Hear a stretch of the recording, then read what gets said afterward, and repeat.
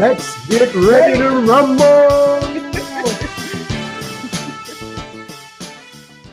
All right. So we are back for the spring semester. Yay. And you guys know that we're continuing with our book, The Good Fight by the Parrots. And so this session here, we are talking about let's go back to kind of do a quick Previous review. sessions. Quick review. Yes. All right, go ahead. Yes. So we are more than halfway through the book at this point. So far, you have learned that a good fight, in other words, healthy conflict, can bring you closer together. The benefits of a good fight, how to address what you're really fighting about, the rules of a good fight, and in the previous chapter, you learned your fight type. All right. So hopefully you remember your fight type. And this session here is in chapter 7 of the book. It's about not only knowing your own fight type, but also leveraging the fight type of your partner. Yes. Right. So leveraging your fight types together. All right. So we're going to go through part of chapter 7 and then just turn it over to you guys to get started this semester. All right. So I'll let you kick us off with the different fight types. All right. So let's go and talk about insight number 1 that we got from the book. And it was talking about being married to a competitive fighter, right? Which requires you to do what? Set some boundaries. All right. So you might find yourself debating the same issues with your competitive fighter over and over and over again. So some of the suggestions, and that's what we're going to give you in this section, is being married to a certain type, and then what you can do to leverage that. Right. And how you approach them. How you approach them and how that can be beneficial. So that it's still a good fight, right? Good fight. Because that's what we're learning. Is how to fight a good fight, not just fight, because we can do that on our own, right? But we're learning how to fight. Right. You know, when you're watching boxing, you want to see a good fight, right? You want to see a good fight. Yes. You don't want to see people biting ears. Right. Yes. So, we want to keep it fair. All right. So the suggested approach for a competitive fighter is call a meeting and set a boundary. All right. So you decide on who does what task at home. Or in your life, you decide, based on that person's strengths and your strengths, you decide. So for instance, Kendra is very good at let's say copywriting. Is that a good example? No, because we talk about things at home. All right. So what is Kendra good at? You're good at a lot of things. You're good at a lot of things. You're good at great things. Yep. Cooking, you're good with the kids. You good with a lot of stuff. I'm on the spot, so I can't think of nothing right now. So think a whole lot. But so took us down this road. So so we decide what are you good at? What do you think you're good at? Well, I mean, I said cooking because I just wanted to give him an example. Yeah, you do most of the cooking, and it is good. Yes, it's good. Yeah, she make a mean jambalaya. So gumbo too. You actually come from the South, but come from the South. Oh, you come from the Lower South, right? That upper part of the boot. But you can't. You don't only cook soul food. You cook that good Cajun food too. All right. So so basically, I don't need to be in the kitchen telling her how to cook jambalaya. Now I can tell her when she get off on that jambalaya, I'm like, why did you try that different? Go back to that old one. I'm talking too much. Let's go. All right. So so with that, you have the competitive fighter agree to stay clear of those things which are agreed to fall under under your control, right? So if I'm good at something and I'm doing it, and she comes in, I can say, baby, we had an agreement. We met, we set the boundary that you're gonna let me put up the decorations or whatever. Yeah. So there we go. Or you're gonna let me do the driving. Stop being the side seat and the back seat driver. Now she will do that. I definitely do. I must confess, I can be very. So, and why you want to do this is because the competitive fighter will be a boss or a bully sometimes, even when they don't think so or they don't know it. Or it feels that way to you, right? Right.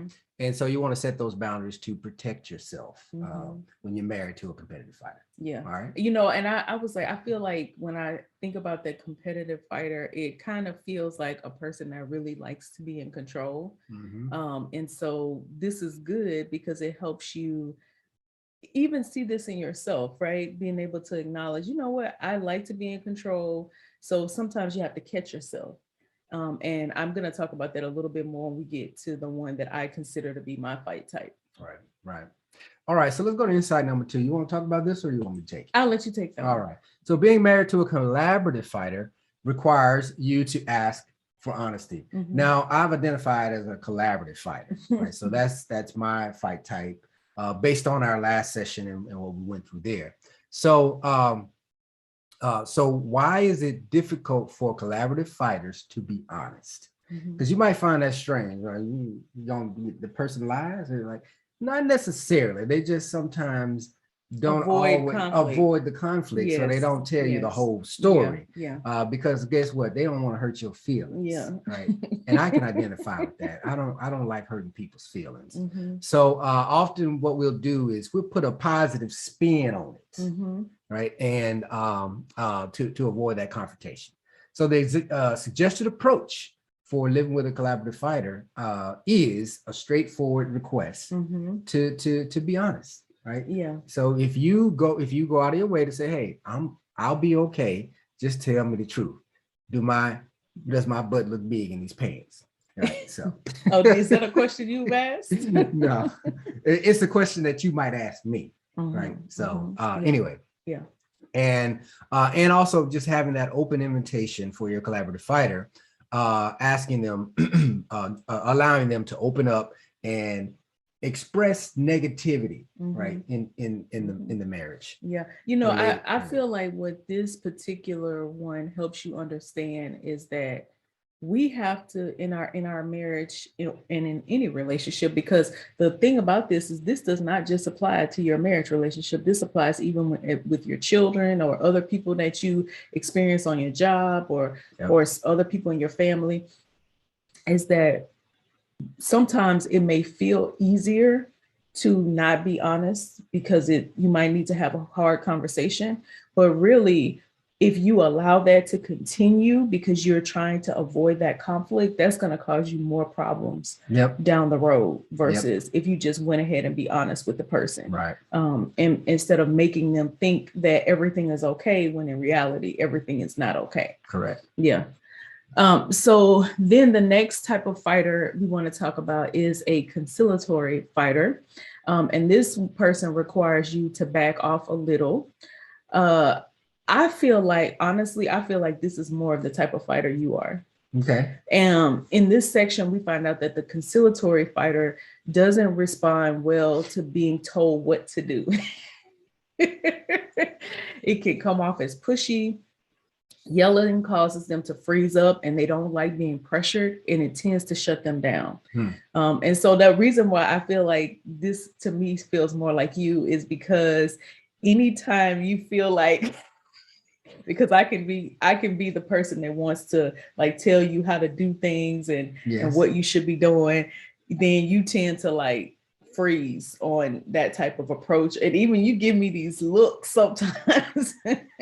You know, so I don't know. Maybe I'm a mix. Maybe you're a mix. A mix of those. And that's a good point too, because I actually was thinking about that as I was reading this, is that I don't think anybody is just one of these all of the time. Maybe I think maybe there's you maybe lean, tendencies. That's a good word for it. Like you lean more towards this, and it also maybe depends on the situation, right? Like so maybe sometimes you are open to like, you know, having a person be a little bit more forceful or whatever in their approach.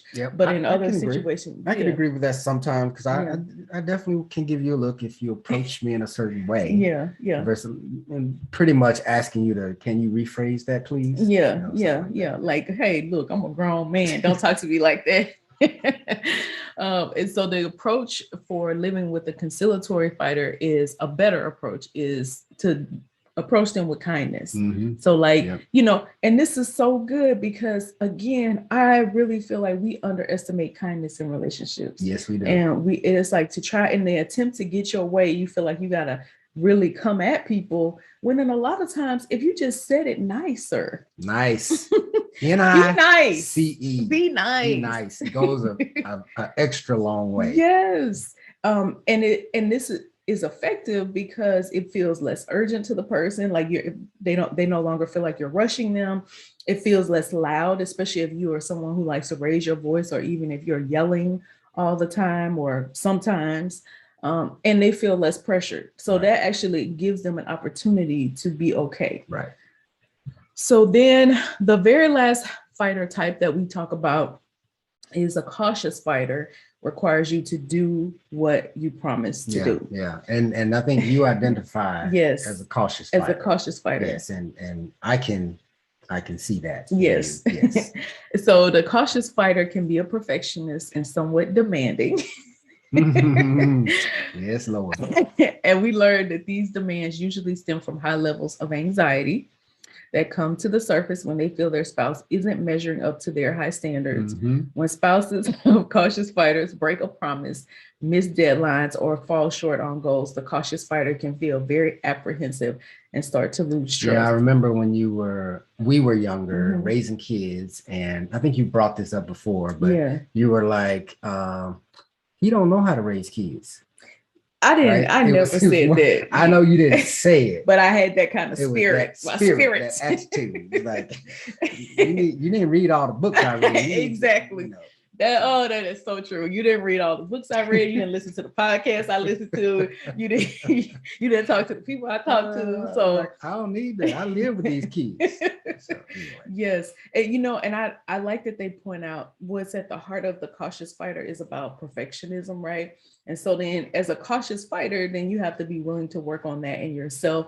And then, if you are married to a cautious fighter, then being able to see that in them and know that it's not anything personal against you. It's really them maybe requiring even too much of themselves, not willing to give themselves grace. So they may not be giving you the grace that you need. Yes, I know you can break this one down. Right.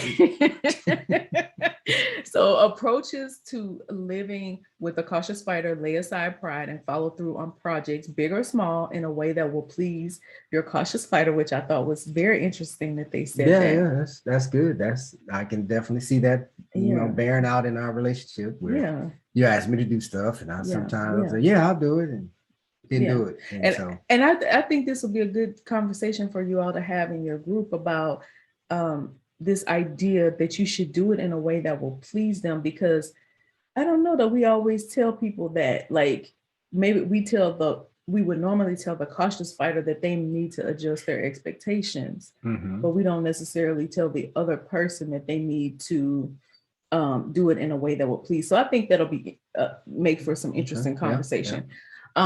Keep your cautious fighter filled in on progress along the way, because it sets your mind at ease. I'm telling you what I know as a cautious fighter. Yes. It's like, you just tell me the progress. Like, I'm not standing over you hovering. It just helps me feel like, oh, okay, we're making some progress. That's all I needed to know.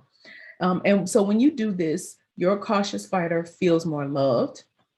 Their anxiety level is lowered, and it helps them to lower their standards of perfection, which I have done, and feel more assured and comfortable.